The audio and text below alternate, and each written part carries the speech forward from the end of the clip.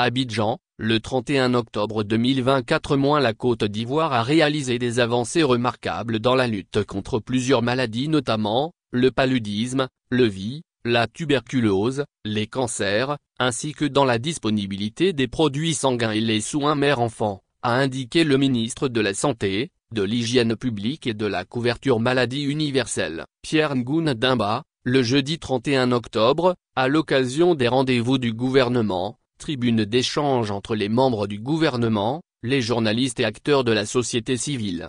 Concernant le paludisme, la prévalence hospitalière est passée de 50% en 2012 à 32% en 2023 et la mortalité est passée de 11 décès 100,000 habitants en 2017 à 4,67 décès pour 100,000 habitants en 2023, soit une réduction de plus de 50%, a fait savoir le ministre Pierre Ngoune Dimba. Dans le cadre de cette lutte, plus de 14 millions de moustiquaires imprégnés à longue durée d'action, MILDA, dont l'imprégnation dure entre 0 et 3 ans, ont été distribués en 2024 et le taux d'utilisation est passé de 33% en 2012 à 68% en 2021.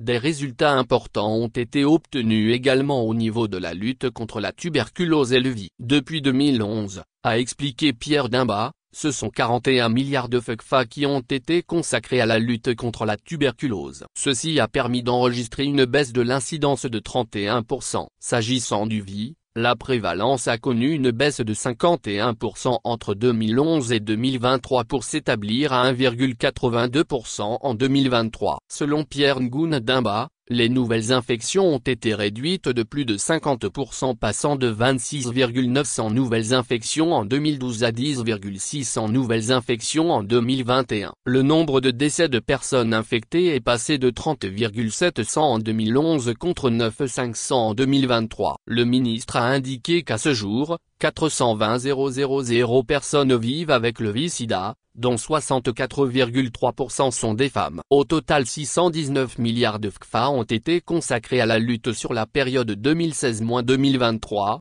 a informé Pierre Dimba. Les importants investissements consentis dans la lutte contre les cancers ont produit des résultats notables. Le ministre en charge de la Santé a indiqué que les chances de survie s'améliorent pour les malades depuis l'ouverture du Centre national d'oncologie médicale et de radiothérapie Alassane Ouattara, CNRAO, en 2017.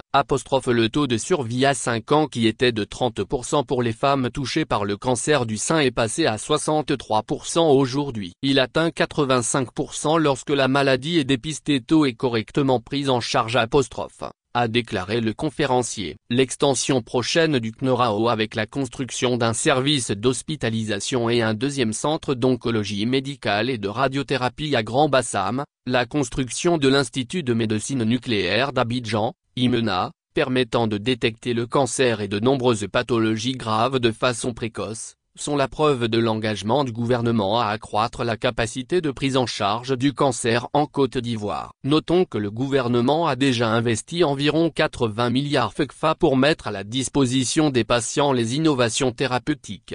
La santé oculaire n'est pas restée en marge. Des investissements ont été réalisés dans les CHU et CHR afin de disposer de blocs opératoires et d'équipements ophtalmologiques à Abidjan et à l'intérieur du pays. Ce sont près de 4,000 personnes prises en charge chaque année pour la cataracte sur une incidence de plus de 52,000 cas. 92 000 élèves examinés et pris en charge en milieu scolaire, 290 000 enfants soumis au dépistage des affections oculaires en milieu communautaire et 3000 lunettes offertes aux enfants.